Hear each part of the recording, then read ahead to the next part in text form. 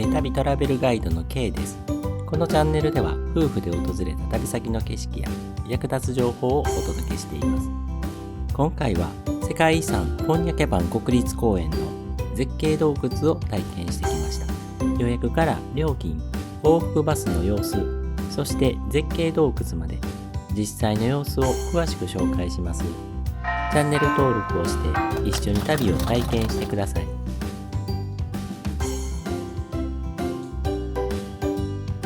ホテルからはフエの街が一望できます。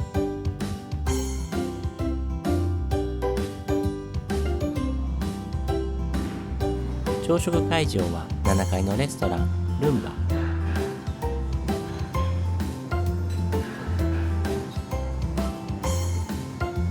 天井が高くてとても開放的な空間です。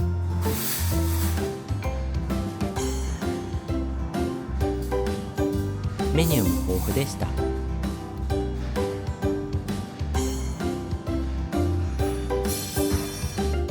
ホテルの詳細は別動画で紹介します。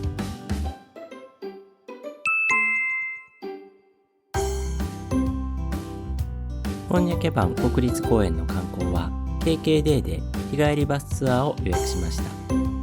タイトルはポンニャ洞窟とパラダイス洞窟を巡るとありますが、実際に行けるのは1カ所です。料金は大人1人5088円でした。ポンニャ洞窟に行きたいと連絡すると、7月30偶数日はパラダイス洞窟行きとのこと。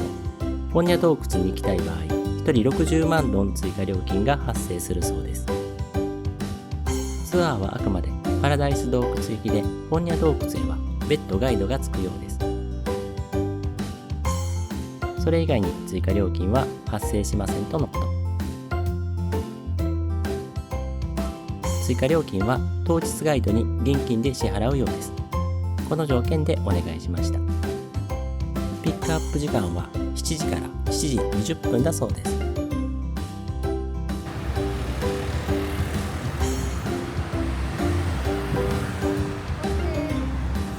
7時15分にホテル前にバスが到着。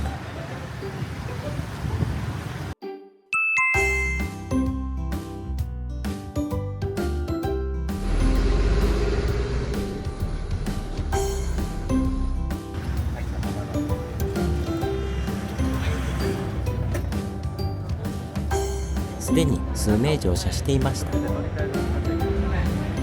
その後も数箇所で参加者をピックアップしました。ペットボトルが配られました。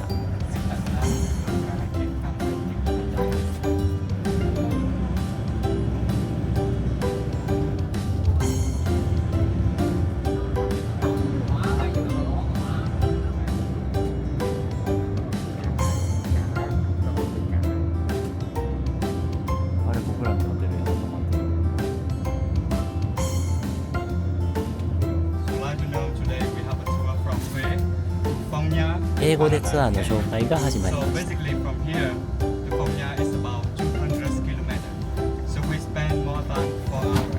上からポンニャまで200キロ、4時間以上かかるそうです。田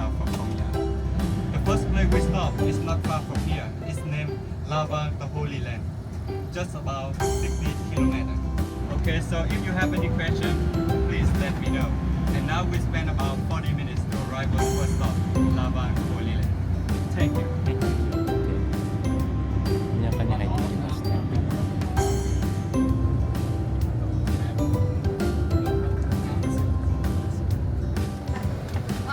Hi guys, so we stopped here for 20 minutes and now it's 8:40 and we got the bus at 9 o'clock and we can meet up each other over there at the parking over there. Thank you. トイレ休憩を兼ねてラバン教会で途中下車。1798年に聖母マリアが現れたとされる伝説があります。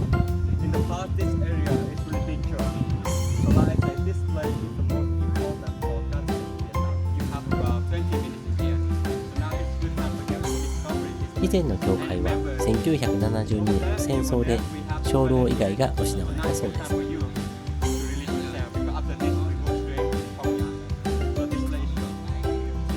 この建物は再建された大聖堂。こちらは聖母マリアが木の枝の下で現れた姿を象徴したラバン聖母像。ラバン教会が9時をお知らせしています。8月15日の聖母飛翔天祭に数万人が集まるそうで、トイレは清潔で広い作りです。トイレットペーパーは流さないタイプです。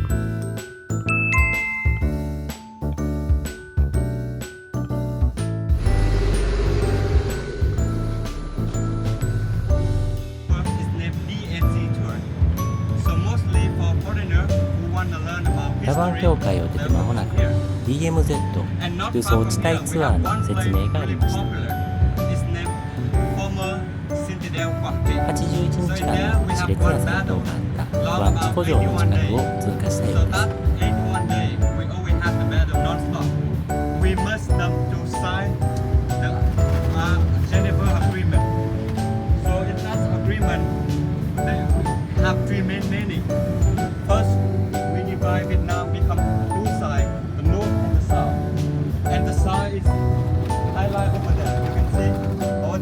かつて南北ベトナムを分断していたベンハイ川の上にあり、旧 DMZ の象徴的な場所、ティエンルオン橋が見えてきました。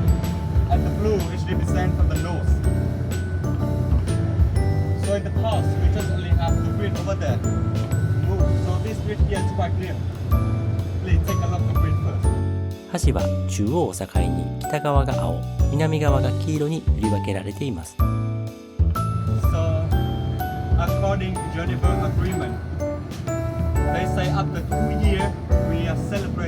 こんにゃけ版ツアーでは DMZ ツアーも少し体験できます。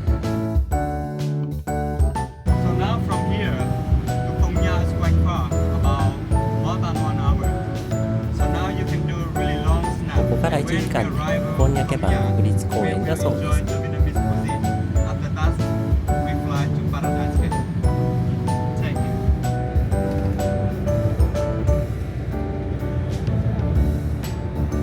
風力発電の施設が広がっていました。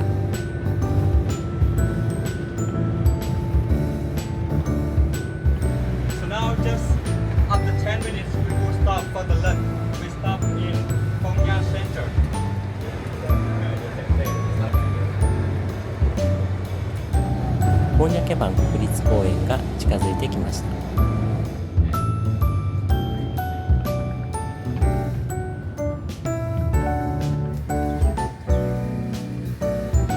本ニャ・ティエンソン観光センターに到着しました。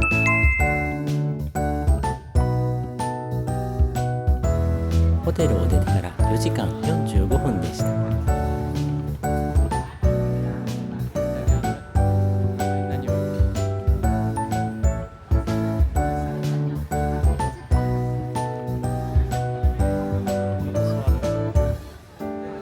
到着してすぐ昼食です。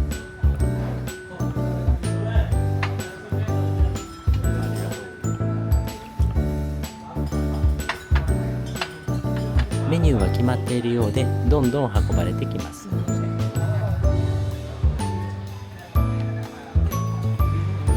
I think fish. バスの中でビーガンの人いますかと聞いていたので、希望すれば対応してもらえそうです。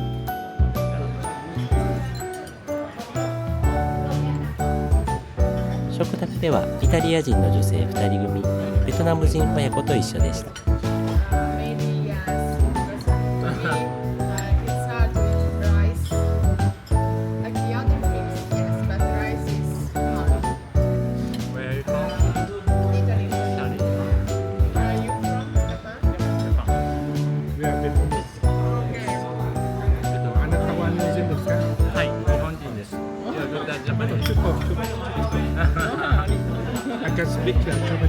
短時間でしたがいろいろ話せて楽しかったです。ベトナム人のお父さんが少し日本語を話せるのは驚きでした。料理の味は好みが分かれるかもしれません。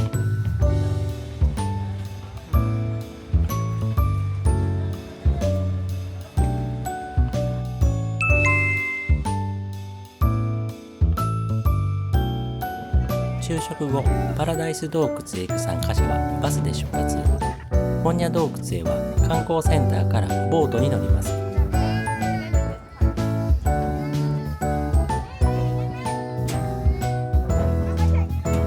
1人60万ドン、計120万ドンを現金で支払いました。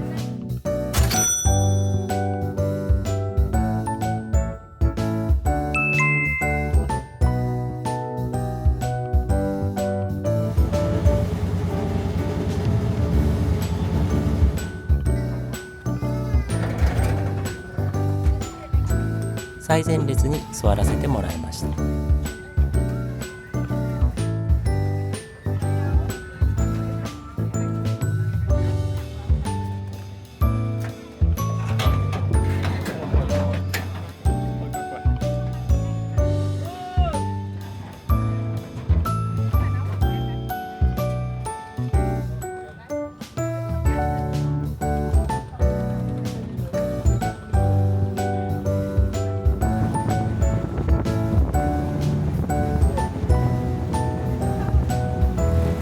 ボートの上は風が吹いて涼しかったです。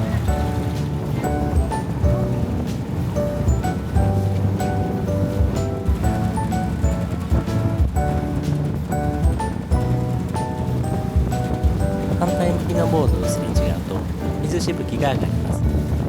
結構濡れるのでご注意ください。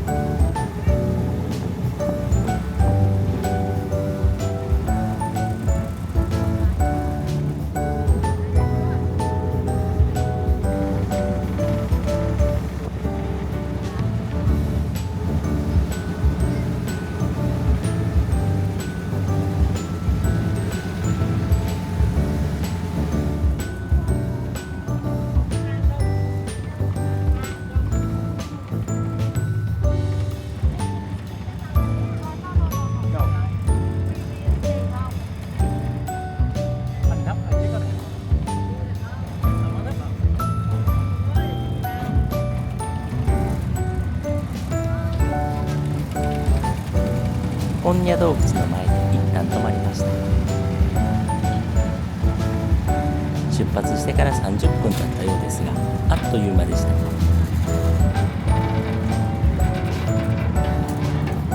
後ろの船頭さんが上陸しました。何かの手続きがあるんでしょうね。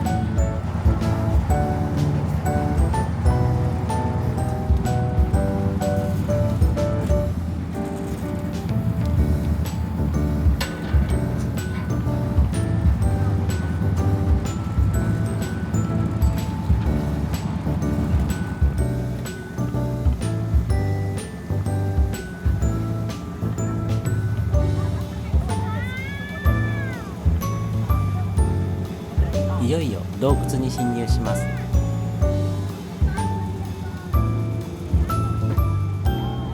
エンジンが停止しました。屋根をずらしてくれました。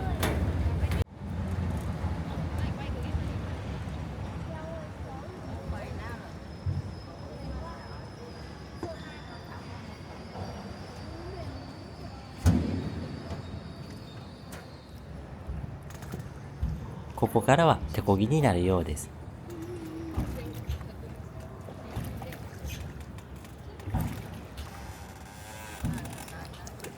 洞窟の中はとても涼しいです。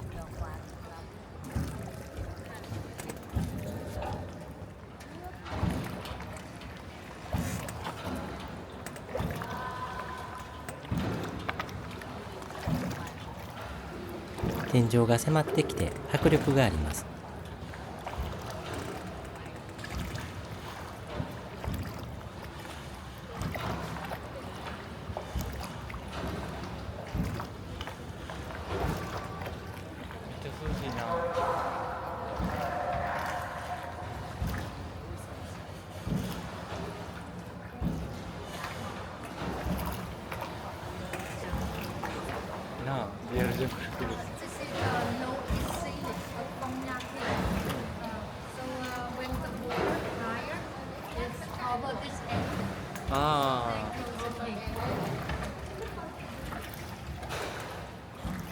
Today is high or low? Today is low. Low. Ah, okay. 雨季は水位が上がってクローズすることもあるそうです。あれもっとスレスレになるってことやんな。春から初夏の寒気が観光しやすいそうです。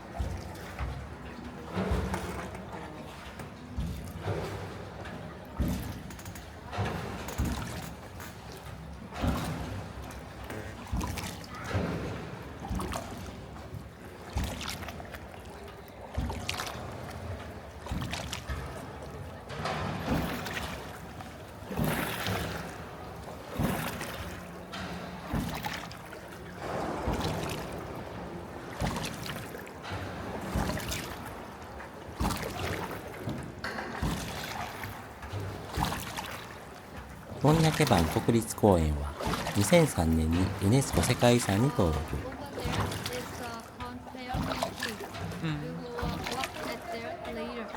Okay. こんにゃ洞窟はこんにゃけ坂国立公園を代表する鍾乳洞。Yes. あ、レイディーブッダ。ああれがレイディーブ洞ッダ。窟内はライトアップされていてとても幻想的です。あの赤いやつな。コンスタラタイム。コンスタラマイト。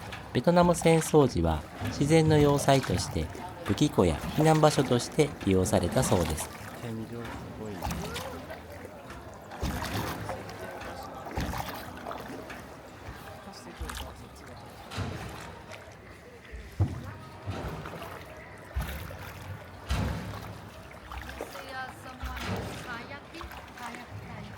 カヤック。あ、ほんまや。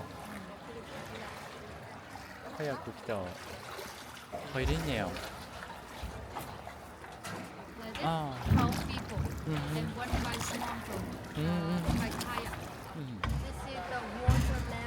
ああ、ウォーターレベル、ほんとや。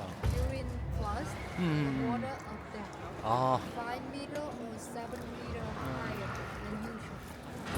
C レベルも取ってる方がいいよね。めっちゃ頑張ってこいでくれてる。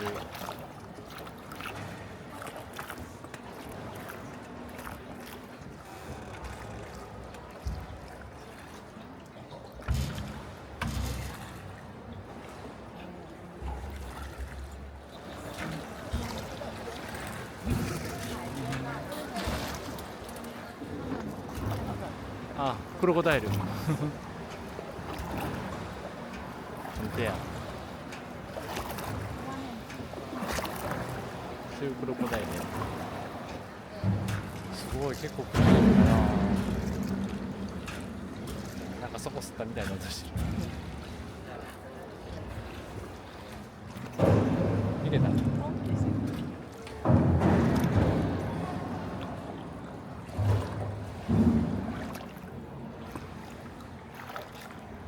400too many.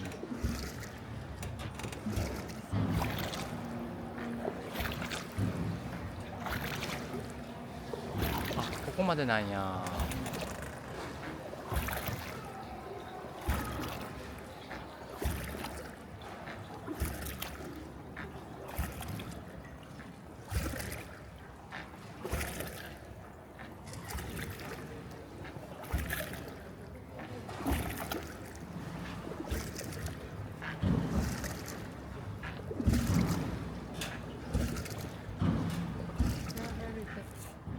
ああ、大きいね。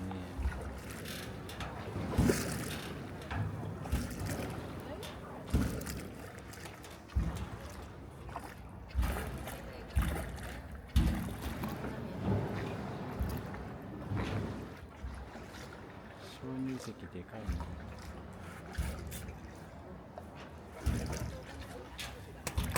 Quay được rồi anh ơi. Quay được rồi. Nè, quay. Nước chảy qua này nó chảy ra đi đây. すごい大きい。 Lấy đỏ đằng kia là quay nó thì cũng như thế này thôi. Đằng kia là quay.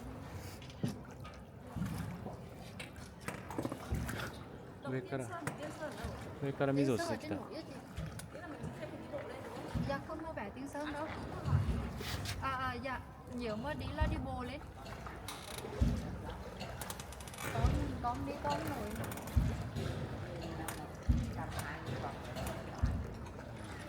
Finish in Vietnam when the king in Huế in Myanmar. Yeah, he chased on the way to chase some people away, and they will move south to Vietnam, down south.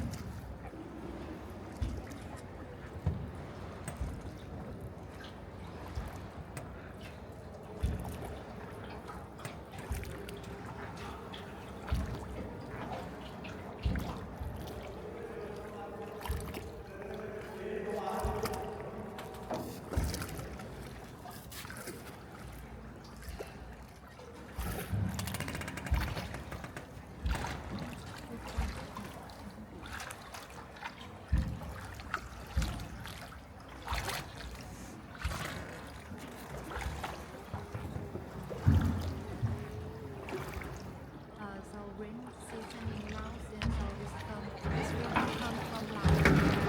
So on the way from here, so it change the color in this area. And if you come back,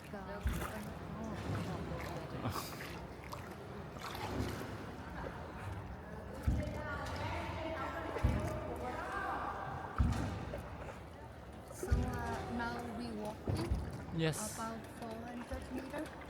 Just from 400. here, on the way out. Okay. Yeah, the post station outside. So Okay. the boat will wait for us outside. Okay, I see. And here we have about 40 minutes, 45 minutes of walking. So when we walk along this way, you can see the boat station outside.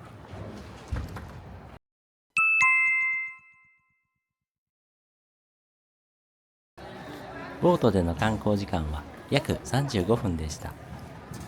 ずっと漕ぎ続けてくれた船頭さんには感謝です。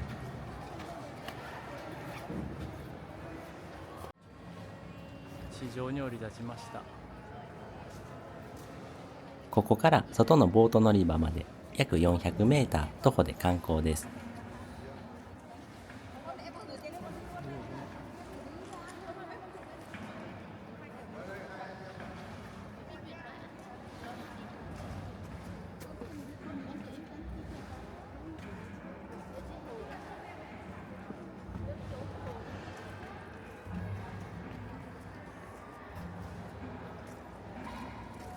歩道が整備されています。This one called Golden Bell. ゴールデンベル。本当や。光ってる光ってる。いや、I can see。あそこ、キラキラ光ってるの分かる？ほら、キラキラ光ってるやろ。なあ、ゴールデンベルって言われてるんだけど。わあ、大きい。大きさに圧倒されます。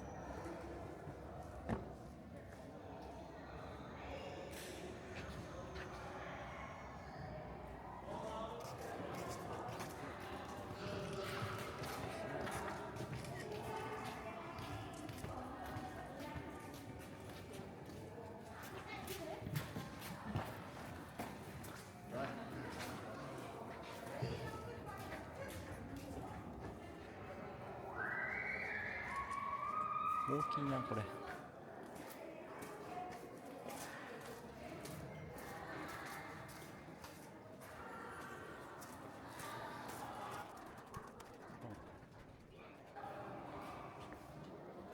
やはり地下河川が特別感を際立たせていると思います。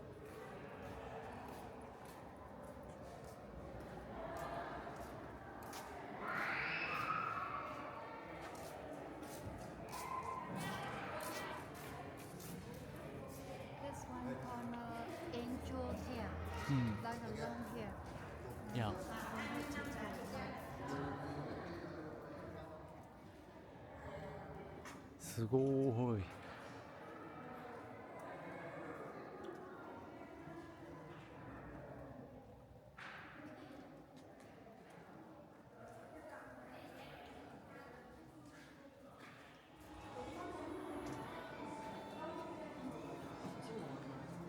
ほんまやな。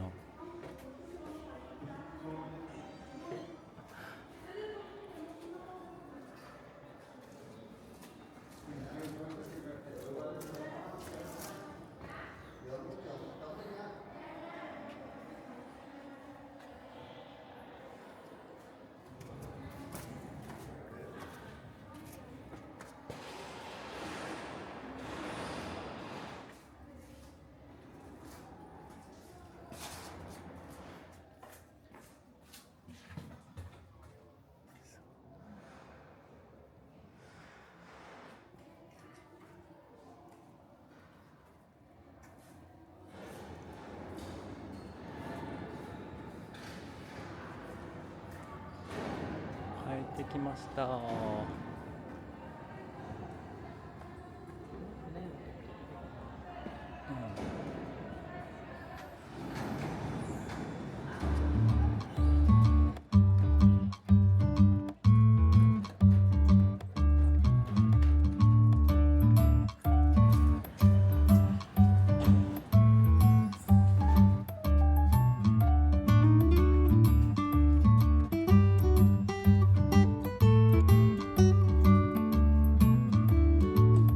ケーブボットテンプルには行けません。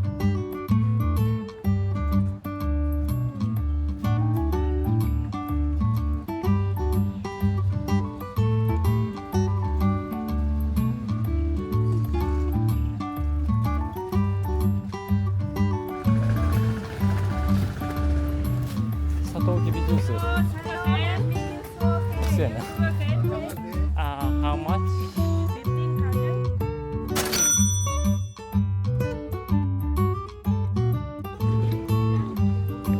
サトウキビジュースが美味しそうだったのでいただきました。味は好みが分かれるかもしれません。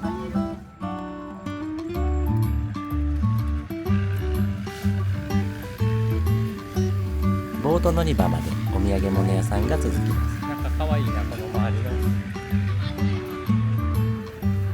土産物屋さん。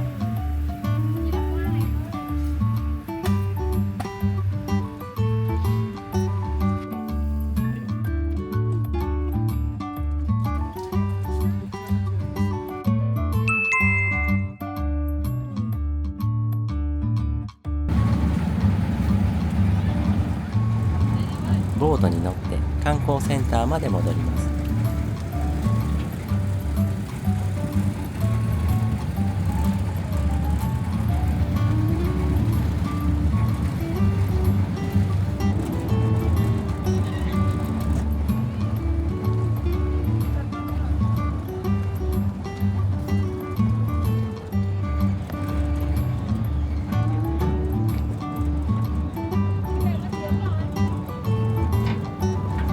帰りも30分。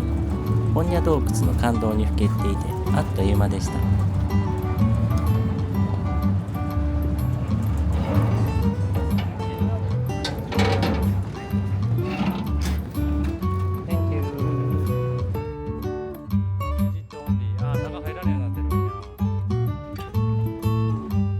追加費用を払ってでもポンニャ洞窟に行って正解でした。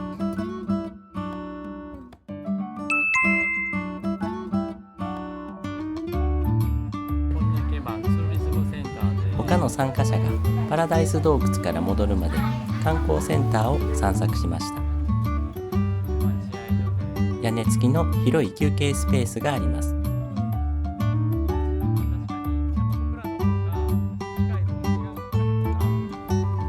その周辺はお土産物屋さんが並んでいます。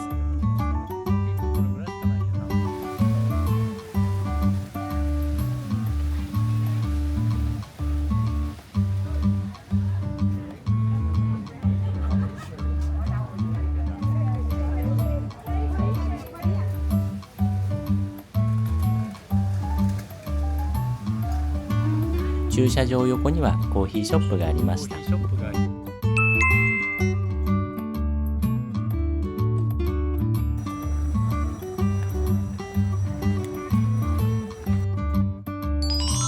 くて清潔なトイレでした。ト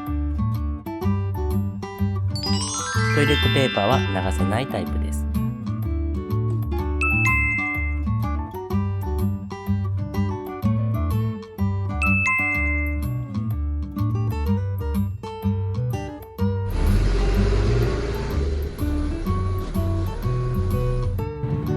バスに乗ってホテルに帰ります。日本からの参加者もいて話が弾みました。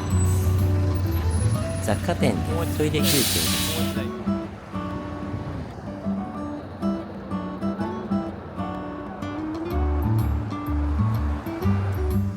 清掃直後で清潔でしたが、昭和の日本の公衆トイレを想像してください。まっすぐやってトイレ。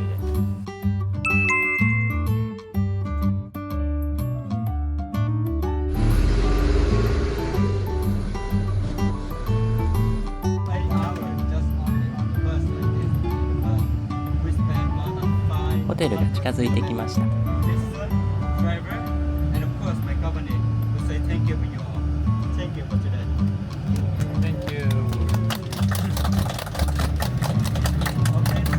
一日ありがとうございました。ホテルに到着しました。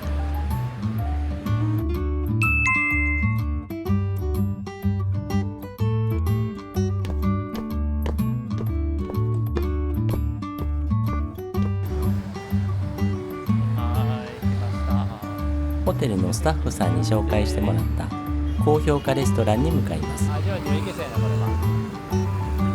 いけるな。いけたいけた。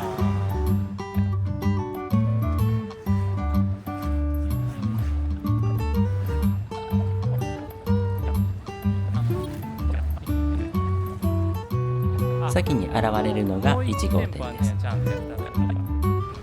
おすすめの2号店へ向かいます。2号店はエアコンが効いていて営業時間も長く観光客に良さそうです。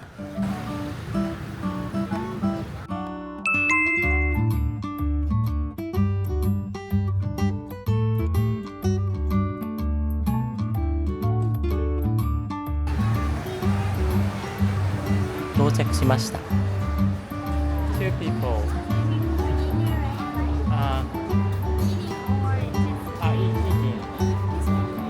Thank you.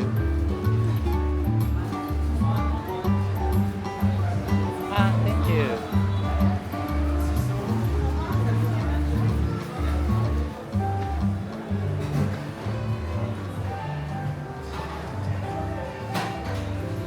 おしゃれな店内です。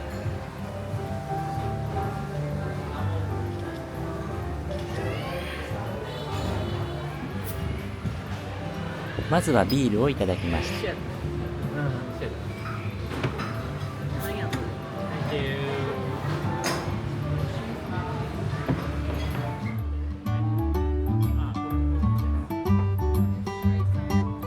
小皿はサービスだそうです。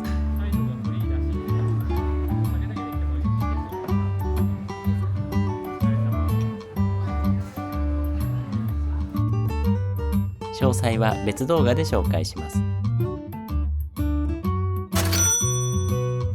ホテルのスタッフさんおすすめのレストラン、味も接客もフエで最高のレストランでした。ホ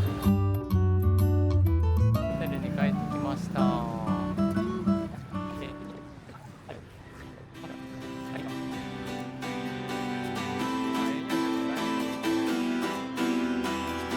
世界遺産本屋家湾国立公園はいかがでしたか？この動画が皆さんのベトナム旅行計画に役立てば嬉しいです。